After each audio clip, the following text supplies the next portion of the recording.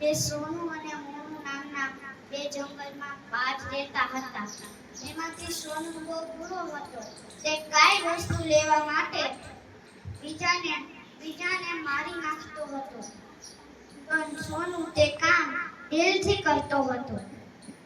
એક વખત બધી ચકલીઓએ એક ચકલી પાસે દાણા હતા. તે સોનું બાજ ત્યાં આવ્યો અને બોલ્યો કે એ ચકલી, લાવ ઈ દાણા મને દે, મારે ખાવા છે. પણ ચકલીએ ના માની અને સોનું બાજે તેને મારી નાખી અને તેના હવે બચ્ચાને પણ ખાવા જઈ રહ્યો હતો. અને તાજ મોનું બાજ આવી ગયો અને તે બચ્ચાને બચાવી લીધા.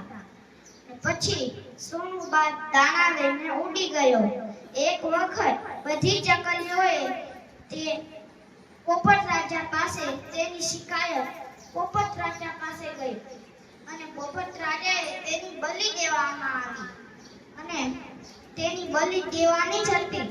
અને તાજ મોનું બાજ આવી ગયો અને તેની સોનું બાજને બદલે તેની બલિ ચડી ગઈ.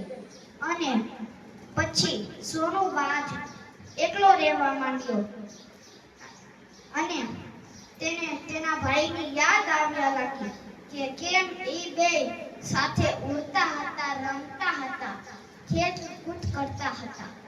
આ વાર્તાઓ પરથી એ શીખ્યું કે જ્યારે આપણે બુરું કરીએ છીએ પણ આપણો ભાઈ જો સારું કર્યા હોય તો તે બીજાથી પણ પ્યાર કરતો હોય અને તે જાન દેવા માટે પણ તૈયાર થઈ જાય છે.